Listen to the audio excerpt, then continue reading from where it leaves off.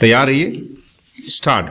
अभियोजन पक्ष कथन इस प्रकार है कि मृतक देवेंद्र सिंह खालसा की अभियुक्त गुरुचरण सिंह होरा और पप्पू उर्फ हरमिंदर सिंह होरा जो दोषमुक्त हो गए थे के साथ शत्रुता चल रही थी और उनका आपराधिक इतिहास था। विराम। दोषमुक्त हुए अभियुक्त गुरुचरण सिंह होरा और पप्पू सिंह उर्फ हरमिंदर सिंह होरा ने सर्वप्रथम रज्जू उर्फ हनीफ, पंचू, रफीज अहमद, नब्बू और सतीश को वाहन, धन और आयुध उपलब्ध कराते हुए मृतक देवेंद्र सिंह खालसा की हत्या कारित करने का षड्यंत्र रचा, किंतु वे यह अपराध कारित कर न सके। विराम। इसके पश्चात दोष मुक्त किए गए गुरुचरण सिंह होरा और पप्पू उर्फ हरमिंदर सिंह होरा ने पंकज दास उर्फ पिंकू, गणेश, रतन खत्री और छोटे लाल निषाद के साथ मिलकर देवेंद्र सिंह खालसा की हत्या करने का षड्यंत्र रचा। विराम। इस प्रयोजन के लिए इन व्यक्तियों को आयुध और धन उपलब्ध कराए गए और उन्हें अन्य फायदे पहुंचाने का भी आश्वासन दिया गया। विराम।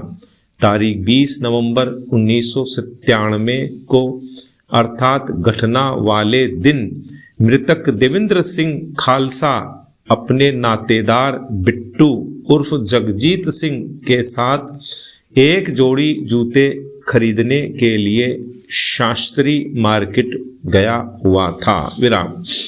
बिट्टू वाहन में ही बैठा रहा और मृतक देवेंद्र सिंह खालसा अकेला मोहम्मद असगर के चाचा की दुकान की ओर चला गया। विराम।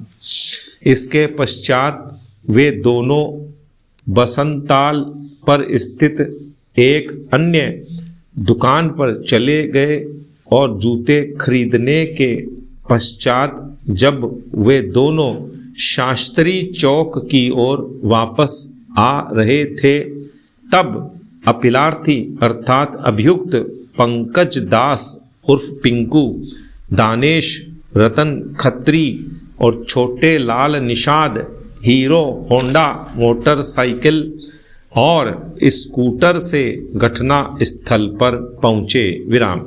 अपीलार्थी पंकज दास द्वारा इशारा करने पर अन्य अपीलार्थी अर्थात अभियुक्त दानेश और छोटे लाल निषाद जिनके पास रिवाल्वर था और अपीलार्थी रतन खत्री जिसके पास चाकू था ने हत्या करने के आशय से देवेंद्र सिंह खालसा पर हमला किया। विराम।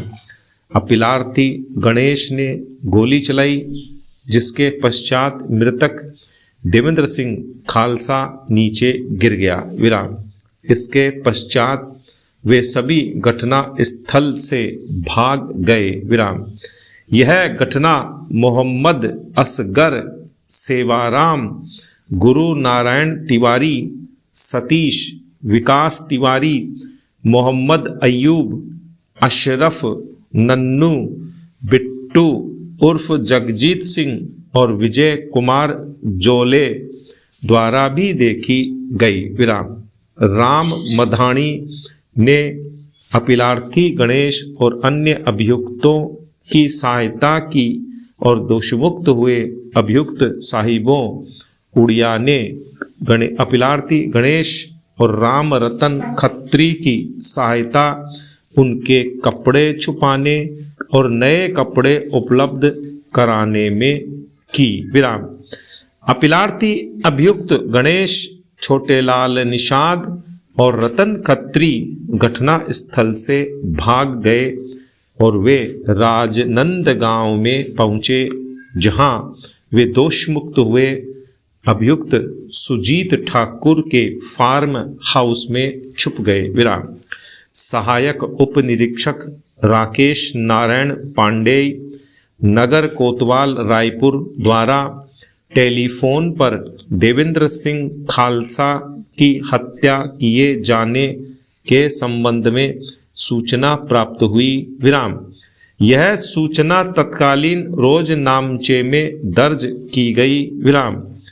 मृतक देवेंद्र सिंह खालसा को बिट्टू उर्फ जगजीत सिंह द्वारा मेडिकल कॉलेज हॉस्पिटल रायपुर ले जाया गया, जहां पर लगभग 1:50 अपराह्न में क्षतियों के कारण मृतक की मृत्यु हो गई। विराम। डॉक्टर श्रीमती चंद्र स्वामी पांडे द्वारा भेजी गई सूचना पुलिस थाना मोधापाड़ा में प्राप्त हुई, जिसके आधार पर मर्ग संसूचना अभिलिखित की गई, किंतु उसे क्रमांकित नहीं किया गया। विराम।